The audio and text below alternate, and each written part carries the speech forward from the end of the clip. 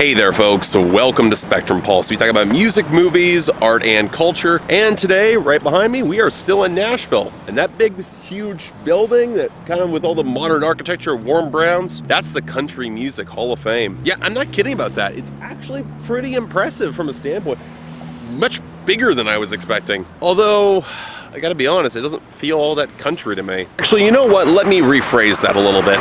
It's country, for sure, but it's Nashville's branded version of country. And if there's anything that is proven, at least in my estimations, the distance between the Nashville sound and what a lot of other people would consider traditional country music or even neo-traditional country music, it's an institution that looks a lot like that. And really, it's a lot of the branding surrounding the city, and I'm gonna get into that a little bit more. I'm gonna take you on a bit of a tour down to Music Row, actually. But at the same time, look at that building and think about a lot of country music, specifically in the traditional variety. Could you imagine somebody like Willie Nelson being commemorated in a place like that? Especially after you've heard his last album?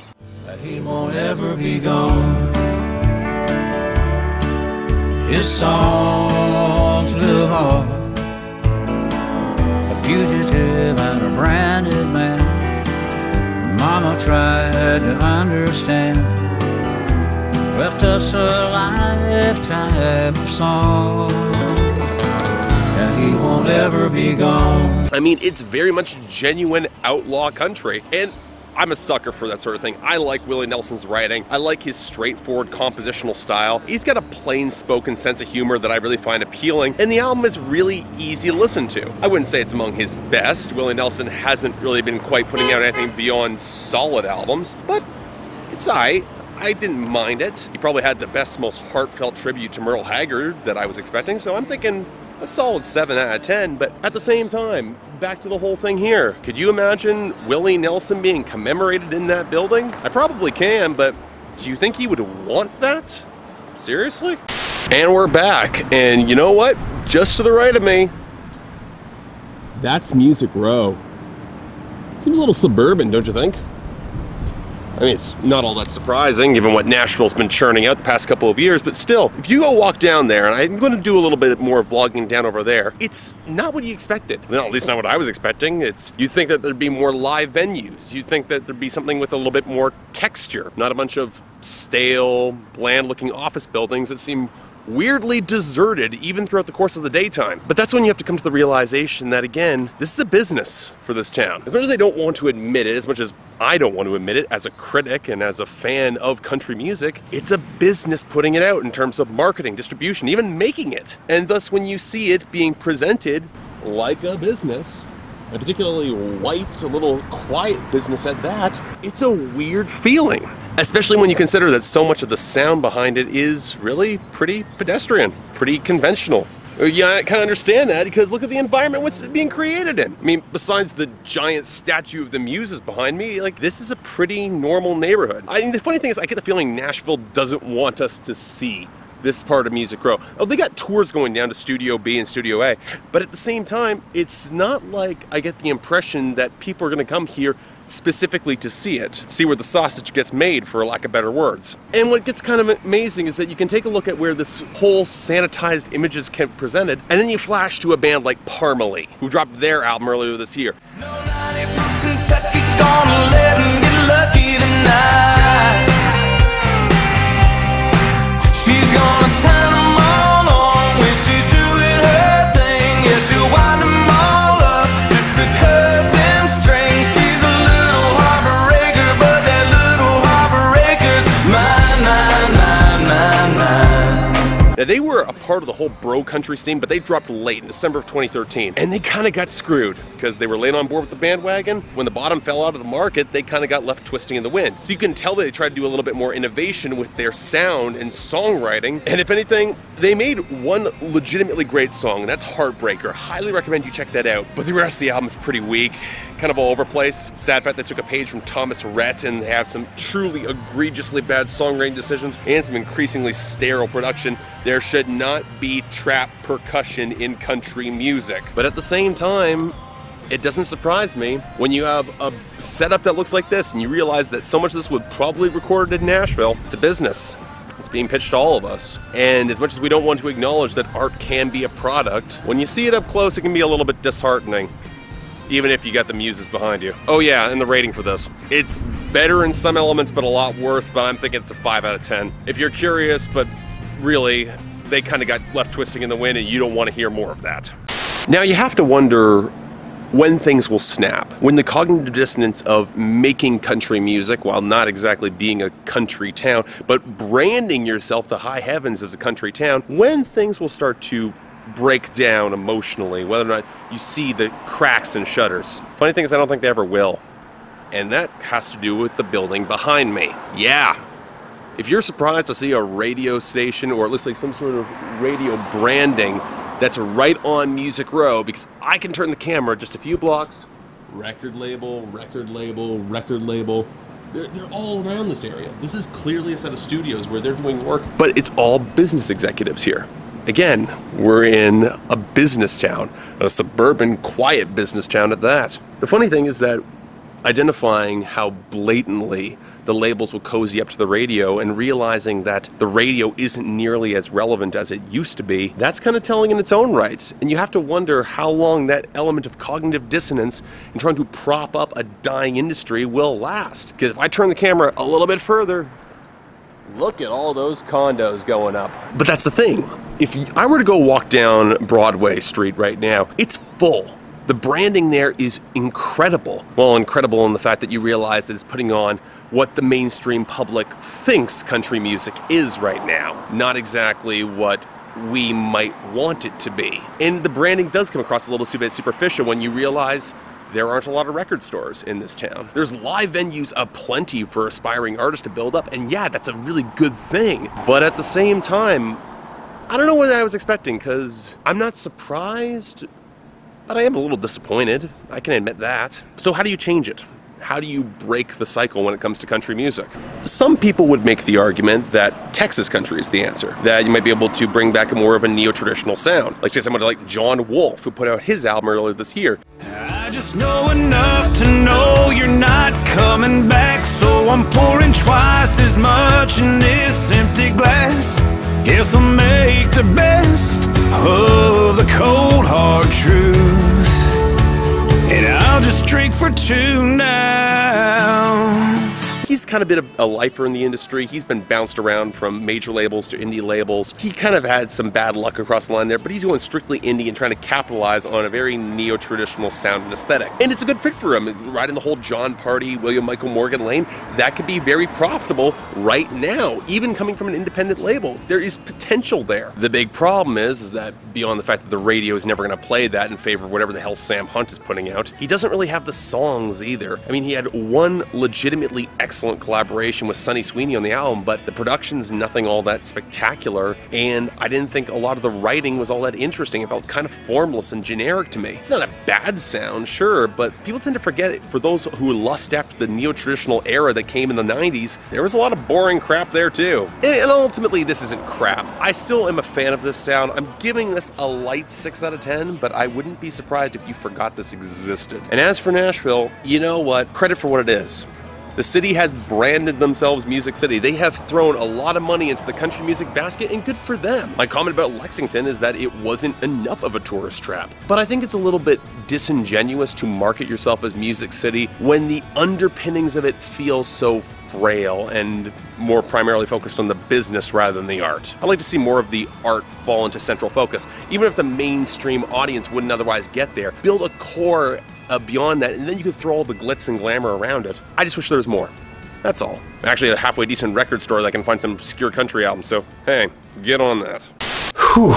And now I'm here after a full day's drive from Nashville to Charleston, and of course it's now raining outside, so I'm gonna probably spend a bunch of the day inside editing and working on these videos. But you know what? Let's talk about that Queens of the Stone Age record. Do something that's completely non-country now that I've left the city. Zip your lip until you've picked a side. You get right up and sit back down. A revolution is one spin round. You get back up and sit right down. A revolution is one spin round. And you know what? I was really excited for this album. If you go back to 2013 and my top records of that year, Queens of the Stone Age Like Clockwork was in my top 5 of that year, and I still say that's probably not my favorite Queens of the Stone Age record. When you have Rated R, Songs to the Deaf, and especially my personal favorite, incredibly underrated Lullabies to Paralyze, you know what? I was excited for this, especially when I heard that Josh Homme was making a major turn with this album yet again. And with all that being said, I'm not sure if I can call this my biggest disappointment of the year. I mean, that Bleachers record is up there, just being good instead of being amazing. But you know what? This falls in the same camp because yet again, we have a record that is frustratingly let down by a production and some artistic choices that I think could have worked, but they just don't here. Because Villains, it is a good album. I totally get what it's trying to do, but at the same time, it just doesn't work for me. It's good, but this could have been amazing, and that's the frustrating thing when talking about this album. Because no, it's not as bad as Era Vulgaris. Not a lot is, and that record isn't even entirely bad, it's just kind of mediocre.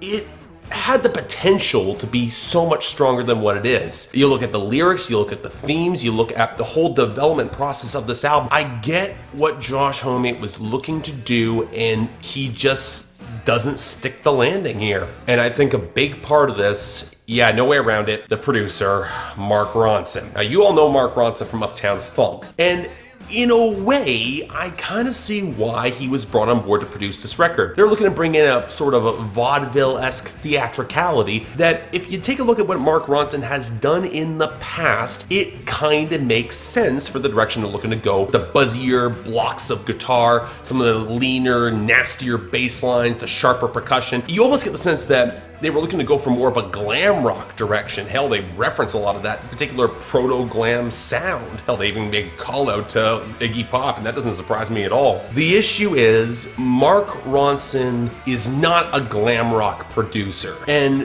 thus, when you listen to this record, you see elements in the production that just don't complement a lot of Queens of the Stone Age's biggest strength, and that biggest strength has always been their melodic grooves, the fusion of those leaner, nastier rhythm guitars and your lead guitar line with a thicker, more muscular bass line. Because you know what? The bass line is here on this record. It's often pretty complex, and the lead guitar line, it's got the right texture. It's got those fuzzy, mean blocks, and sure, some songs will borrow a little bit too much from that era, but I like a lot of the component tones of this album. Hell, even the synths, even if they're feeling like they're being pulled from a mid-period Franz Ferdinand album, they are not bad. They work for what they're looking to try to do with this album. The problem is how they are mixed and blended together, in that they really aren't. You listen through this album, you pay attention closely, the bass line just sits there thrumming at the bottom of the mix. It doesn't have that same texture, and when you try to pair it with your guitar lines, which might merge with them each other in the mid-range but don't really merge beyond that, especially complementing the melodic grooves, it just feels under-supported. You have that mid-range gap, and it's incredibly frustrating, but it's not surprising. After all, Mark Ronson is a funk producer, and this feels like a funkier style of production. But the compositions are not written as funk, they're written as glam rock. And it's really kind of unfortunate, because when you take a look at major glam rock inspired projects that have come out over the past couple of years, like Ron Gallo or Kyle Kraft, you see the sort of theatricality that Josh Homme was looking to pull in here, and it's just not clicking in the same way with that meatier, nastier blend. One of the reasons why I think Domesticated Animals is the best song on this album is because it gets meaner, it gets darker, it gets thicker, it gets nastier. That's an era and style that Queens of the Stone Age can do so well, and the tone is right for them to do it. And hell, if they want to go more in a garage inspired variety like what Ty Segall does, I'd be entirely okay with that, especially as they're making thicker, heavier, meatier compositions as a whole. Problem is that they're not blended all that well together, and I don't think that Josh Homme's vocals adequately fit with them. Because I get what he's trying to do. He's trying to play the more sensitive, crooning, ringmaster variety that, you know what, it's a little bit common in this particular genre. I get the pivot that he's trying to do, and I think with the right production, he could get there, even if I prefer his little bit more bleak and guttural vocal tone. But you know what? I see the pivot. I appreciate the pivot. Mark Ronson doesn't know what to do with it. Again, he is a funk producer, and thus he kind of places his vocals slightly further back than he probably should, because again, he's not expecting such a meaty chunks of guitar in order to clash with that vocal, and while it might fit on some songs where he's given a lot more space, he just doesn't get it across most of this record. Granted, you do wish that he could get a little bit more visceral in order to match some of his subject matter, and that takes us to the lyrics and the writing. Now, let me get this straight. I actually like a lot of the poetry on this album. Before we get to the themes itself, a lot of the descriptive terms, a lot of the style of writing that Josh Homme has, I really like that particular style, a little bit more visceral, almost carnival-esque. Again, he's pushing into that vaudeville inside, the ringmaster appeal, and he's got enough command of his writing style that it really connected for me. The thing is that when you look to the lyrics and when you look to the through line of this record, it really feels like something that I should like more than I do, because you're getting songs where he's speaking out against joining the collective majority. So many people will fall in line, become those domesticated animals with their mouths sewn shut until they've chosen their proper side. But at the same time, he's also smart enough to realize, yeah, the young rock and roll lifestyle, as much as he enjoys that old firepower of youth, he also knows that you burn out too hot and too fast, you're gonna flame out. And he's also very conscious of that ending struggle, that yes, death is coming. But with added age comes the realization that you don't need to put up masks anymore. You can sustain your time with the acknowledgement of that ending and making the best out of it, especially when passing along that lesson to his kids. There is a mature and nuanced side of glam rock here that's kind of masked behind some lyrics that have a little bit more firepower to them. The hilarious thing to me, though, is that it's almost serving as a bit of meta text on the record, letting all the veneers drop away. If this is what he truly wants to say in terms of his artistic progression, in terms of how that ultimately will go, in terms of when that hard ending will eventually come, that makes sense. There is some thematic cohesion there. The thing is that this isn't anything new. And I like to think that if you take this particular style of writing, I wish you had played up some of the villainous elements and made them more tightly integrated with the rest of the story. He's got a couple songs that start to piece into those darker, even horror-inspired territory, like on Hideaway, but it feels out of place, both with Josh Homme's delivery not quite bringing that same sinister edge, but also in the fact that they just feel disconnected thematically from the arc of the record. They're actually not great. They'd probably say they are some of the weaker tracks here in terms of the overall composition, and the production again does them no favors. But I think that's more because the production needed to be a little grittier and meatier and nastier in order to match some of the writing style and some of the darker thematic ideas and parallels that could have been developed more. Which is weird to say that this could have been developed more, because so many of these songs are gonna go around 6 minutes. That's the other thing. If you're looking to do this sort of glam rock, you would expect a tighter type of composition behind them, and yet a lot of these tracks, they run long, they don't really have enough establishing driving groove to sustain them. The solos, frankly, are not that impressive. I like some of the main melodic hooks behind the record, but in terms of further developing them, you're not really seeing that. And honestly, if you're gonna go in this southern fried vaudevillian direction, you might get accents and fragments of horns on parts of this record. You might get some string sections, but I was maybe looking for a bit of a broader instrumental palette. You could do so much more with the time that you have. 9 songs, this record goes for 50 minutes, so you have some extended track lengths. The ironic thing is that the shorter tracks, again, are not the best ones, so I guess get them out of the way quickly. But still, there could have been more to these pieces, and instead you end up with songs that go on with these extended outros that don't really fit. You could have a much punchier record if you tighten this up a little more. But as a whole, again, you can tell this was an experiment. You can tell that Josh Homme was pivoting in a different direction. You can tell that his villainous intent was bucking against all established convention. And you know what? Good for him in that regard. I like the fact that he is experimenting and he's pushing it into genres and territory that he likes. The problem is that I think he does it while bucking against some of Queens of Stone Age's best strengths, like their melodic grooves, like that foundation of rougher, meatier, nastier, more desert rock or metal inspired tones that that we really don't get on this record. He's going for glam, but in the same time, he doesn't embrace the elements of glam that would give this record some firepower. And again, it's not like there aren't other artists right now who are attaching this sound. Maybe they're not as popular right now, sure, but at the same time, I've heard it, and I've heard it done better. Even if you go back to the golden age of glam, there was still that major blending between the guitar and the bass lines and some of the drum progressions that just feels kind of distinctly slotted out and separated. It feels like he brought together all the ingredients to assemble a phenomenal record, but they're just not fused together quite as properly. It just kind of breaks apart in your hands and feels a little bit too overlong and flabby for its own good. So you know what? I want to praise this. So I'm giving this an extremely light 7 out of 10. But at the same time, I know there could have been a little bit more refinement there, especially considering it was 4 years since the last album. Even especially considering when you've heard that some of these songs have been around in pieces for the past 10 to 15 years. It really isn't much of an excuse for this not being a little better. Again, it's good, but it should have been great. So yeah, I'm hoping I'll be able to go outside at some point in Charleston today, when the rain slows down. But even if it doesn't, I'll probably go wander around. Interesting looking little city, and then I'm on the road yet again. And we got some surprises coming up near the end of the week, so that's gonna be fun. Till then, I'm Mark, you're watching Spectrum Pulse, and I'll see you next time.